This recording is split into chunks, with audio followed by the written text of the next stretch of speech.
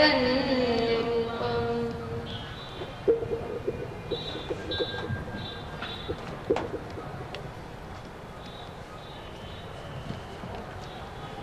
माला रोहन जी ग्रंथाधिराज आचार्य प्रवर श्रीमद् तारण स्वामी जी से उत्पन्न हुई, अनुभव से उत्पन्न हुई ये ग्रंथ माला रोहन जी ग्रंथ, जिसमें सिर्फ एक ही बात कही है, शुद्धात्म तत्व,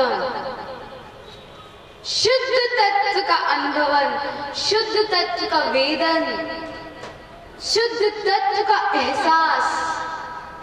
और वो शुद्ध तत्व मैं स्वयं हूं, मेरे अंदर है वो, मेरी सत्ता है वो, मेरा अस्तित्व है वो। उस सत्य का, उस अस्तित्व का सद्गुरु तारण स्वामी जी महाराज ने उद्घोष किया है, उत्पन्न किया है, उस सत्य को उत्पन्न किया है, उस सत्य को उत्पन्न किया है। और हमें ये आज्ञा दी है भैया, उपदेश तो दिया ही है गुरु महाराज ने, हमारे लिए एक आज्ञा दी गई है। क्या आज्ञा है? भावना शुद्धात्मा, अपने अंदर जो मेरा स्वरूप है, जो एकमात्र सत्य है, जो तीनों लोक में एकमात्र सत्य है, जो तीनों लोक में जो अस्तित्ववान स्वभाव है, उस सत्ता की, उस स्वभाव की भावना करने का है। सिर्फ एक सत्य, क्या है वो? मैं परम तत्व, एक ही सत्य, एक ही सत्य, दूसरा जगत में कोई सत्य है ही नहीं। जैसे अभी बात आ रही थी ना, ये कानों से सुनाई देता है, ये आंखों से दिखाई देता है, ये सिर्फ कहने में आता है, ये सत्य नहीं है। इसके पीछे जो है, जो ये सुन सकता है, जहां से ये शक्ति, जो शक्ति इसके द्वारा सुन सकते हैं, ये तो सिर्फ माध्यम है, ये सिर्फ माध्यम है मात्र। लेकिन जो मेन शक्ति है वो मेरी आत्मा, वो मेरी आत्मिक शक्ति है, वो मेरी शुद्धात्मिक शक्ति है, वो परम शक्ति है। विश्वास करो भैया, बहुत बहुत बहुत बड़ी शक्ति है। कौन के अंदर? मेरे अंदर, मेरे अंदर वो वीतरागता, मेरे अंदर वो चैतन्य शक्ति।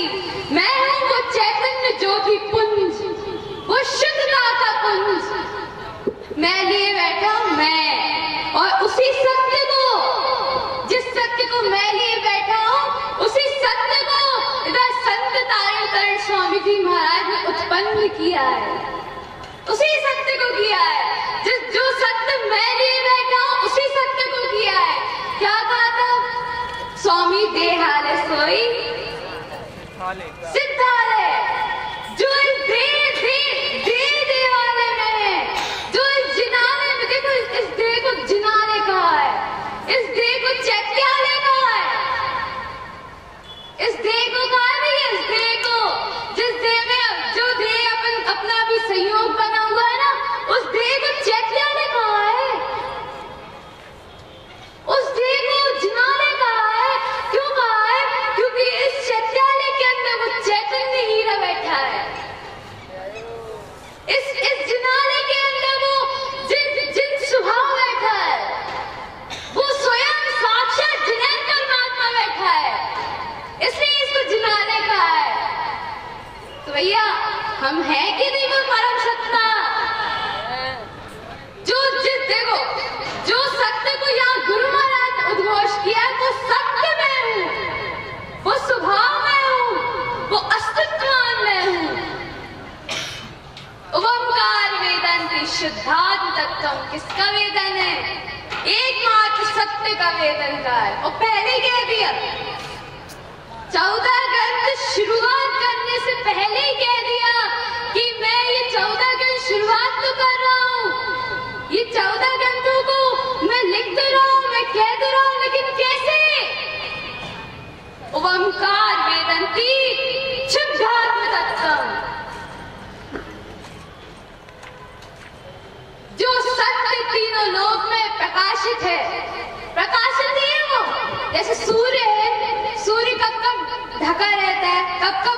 प्रकाश बंद हो जाता है। अपने में वो परिपूर्ण है ना कि कोई बादल आए उसने ढांक दिया तो सूरज गायब। हो ही नहीं सकता, हो ही नहीं सकता। ऐसे ही मैं चैतन्य ध्रुव धाम, ऐसे ही मैं अस्तित्ववान स्वभाव कभी किसी से आवृत हो ही नहीं सकता, किसी से आवृत नहीं हो सकता। क्यों? क्योंकि मैं स्वयं में परिपूर्ण हूं। अपने अंदर वो चैत्यालय, अपने अंदर वो चेतना रूपी जो सत्ता विराजमान है भैया, उसका बहुमान करो। यहाँ यही बताया जाता है, यहाँ कोई भी दूसरी चीज के बारे में बताया ही नहीं जाता। ना गुरु महाराज ने बताया, ना जैन परमात्मा ने बताया है। क्यों नहीं बताया? क्योंकि असत्य बात को कोई संत नहीं कहते।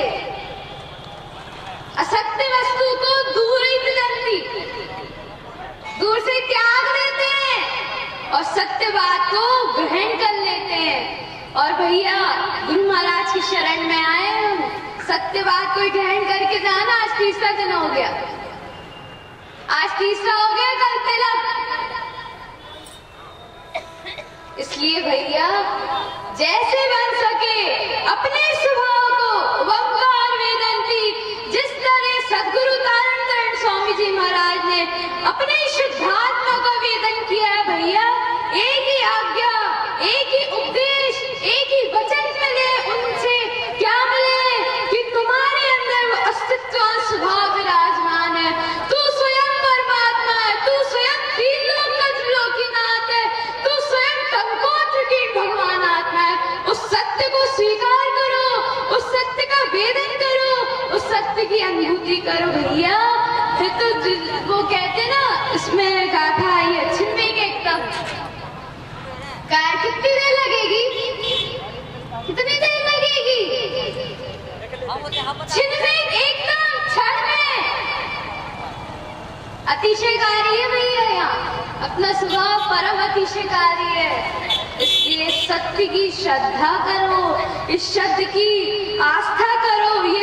ये सत्य ही मेरा सब कुछ है, ये सत्य ही मैं हूँ, ये अस्तित्ववान स्वभाव ही मैं हूँ भैया।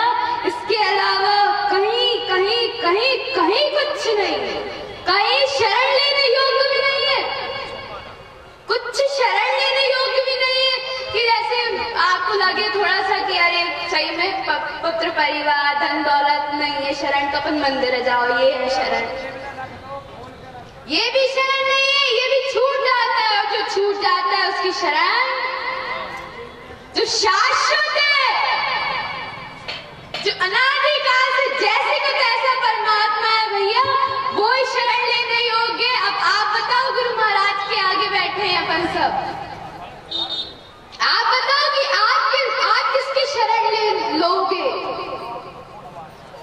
देखो भैया, एक कंडीशन लगती है, यदि सुखी रहना है, आनंद में रहना है, तो अपने आनंद स्वरूपी भगवान आत्मा की ही श्रद्धा करनी पड़ेगी, इसको ही शरण मानना पड़ेगा। क्यों?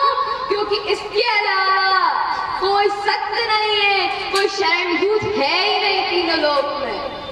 इसलिए भैया ये सदगुरु तारण तरण स्वामी जी की आज्ञा है, सदगुरु तारण तरण स्वामी जी का उपदेश है। प्रभु इसको स्वीकार करना, और इसको स्वीकार करते ही संसार से बेड़ा पार हो जाएगा। बोलिए शुद्धात्म देवी की।